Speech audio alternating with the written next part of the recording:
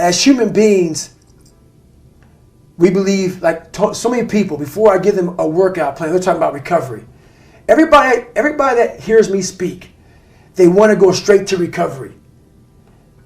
Work out first. Work out first. Before you talk to me about recovery, work out first. Whenever I talk to people, people take my words and they put it in a way to where they want to feel comfortable. This guy, you know, they want to put you in a box. They want to put a title on you. No, you're putting a title on me to make yourself feel better about yourself. I made this person. I made this person by diving into the insecurities that life gave me. Because now they're yours. They're yours to own. If you're not smart, call yourself dumb. It's okay, because you are. But take that not as you're putting yourself down. If you're fat, call yourself fat. I used to be 300 pounds. We want to talk so soft to ourselves. We're looking for that recovery day. And that recovery day is everything in your life. Everything in your life is a recovery day. We're looking for it. It's not coming. It's not coming. Get over that recovery day. And that's the mentality I took with me. And what happened through that process was all the frivolous things of life started to float away. I used to tell people lies so they would like me. Because I was so insecure. When you start to build yourself up and start to have the one thing that we don't have is confidence. Real, authentic confidence from hard work. Everything else goes away. You no longer look to other people. You now know. I walk in a room now and I know the hours and years and decades I put into David Goggins. That's something, it's not on the wall. It's not a trophy on the wall. It's not a medal around your neck. It is actually a feeling in your heart. And people go, why don't you ever smile? I don't have to. Yeah, I do have a stoic look on my face. I'm a very focused person. But the feeling I have in my soul and in my heart, that's why I don't need to smile. I don't need to smile. I don't need you to look at me and say, oh my God, you look happy. Because half of us aren't happy. We're giving you something that we think you want to see. I don't do that anymore. I don't care how you perceive David Goggins. Because through my journey, I figured out the one piece I was missing. I thought it was cars. I thought it was women. I thought it was money. I thought it was everything. The one piece I was missing was me having the courage to face myself. And once you do that on a daily basis, it's not about the running. People are going to be, you asked about working out. Where I got my work ethic from was the hours I had to spend learning this. When you sit down and you're not smart, and you have a disability, and you still want to be at the top of your class, I didn't want to just get by. When I realized that I can learn through hard work, and I can beat the valedictorian in school, but I got put in 10 hours more a day than he does. You know what kind of strength comes from that? When you're sitting down, that guy that valedictorian studied for an hour, and you know I caught you. I caught you, and I am dumb. But I have the work ethic to catch you. That's where David Goggins got really invented. Was at a kitchen table with 20 spiral notebooks that were empty. And then 3 months, they were full. And when you can go through that, I still have them in my storage unit. You go through these spiral notebooks of your life, and you realize this is how I learned. This is unbelievable. There's no miles. It's not about the miles. It's that. Having a discipline every day to say, for me to learn this one math problem, it's going to take me 10 hours. Wow.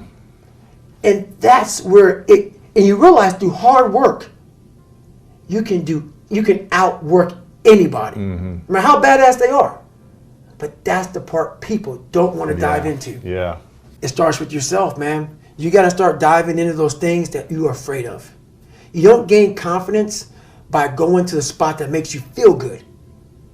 It's going to be a false reality. And the second life gives you that challenge, all you want to do is go back to what made you confidence or what gave you confidence. Is that happy spot? No. What gives you confidence, what gave me confidence, was spending years at a kitchen table trying to learn how to read and write on my own. Realizing I can't learn the way you learn. I can't. But I can learn.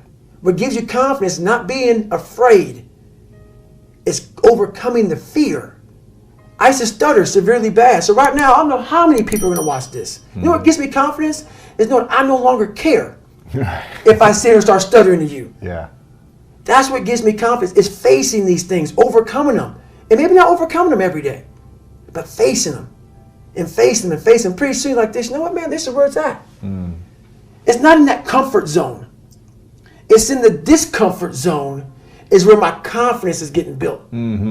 That's where it's getting built. But people want an easier answer. Yeah. There has to be an easier way. There's not. I'm sorry. I searched for it and I still felt empty. I coach a lot of people nowadays, billionaires, who call me on the phone and say, man, I'm still missing something. It's because they did what they were good at. And they have this beautiful family, 2, 3 houses, cars, everything. Has everything to work. On the outside looking in, like, my God, man, how can you be unhappy? I walk around with a backpack with all my stuff in it. Happiest person in the world. Have nothing. Happy as hell. It's because I found out the whole key to life. It's not in all that. You have to face yourself. So many people live to be 100 years old and they die miserable, having everything, because they never examined. I call it my live autopsy.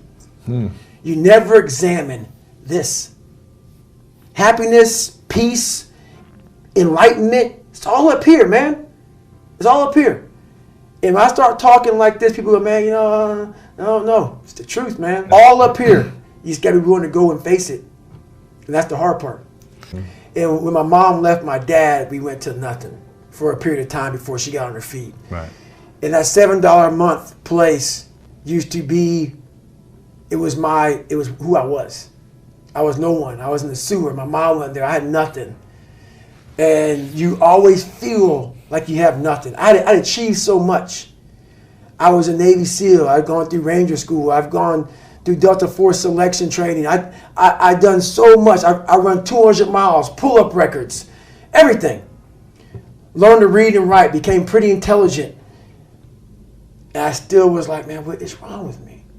It wasn't until I got real sick, and I talked about in the last chapter of that book, I got real sick, and I was about 38 years old. And my life got real quiet. I went from running 205 miles in 39 hours to I couldn't get out of bed. The doctors couldn't figure out what was wrong with me, but once again, it was the best thing that ever happened to me. In that moment when my whole life changed, I went from a guy who worked out every day, trained every day, to a guy who couldn't get out of bed. My life was taken from me. And that's when I realized I hadn't taken time to think about what I'd done in my life. I hadn't reflected. I'd done all these things, but there was no finish line. I still believe that, but you must have time to reflect. Yeah. I was just going. I finished a race of life, and I wouldn't even receive my medal. I'd go on. Most people sit around, and that's what they like.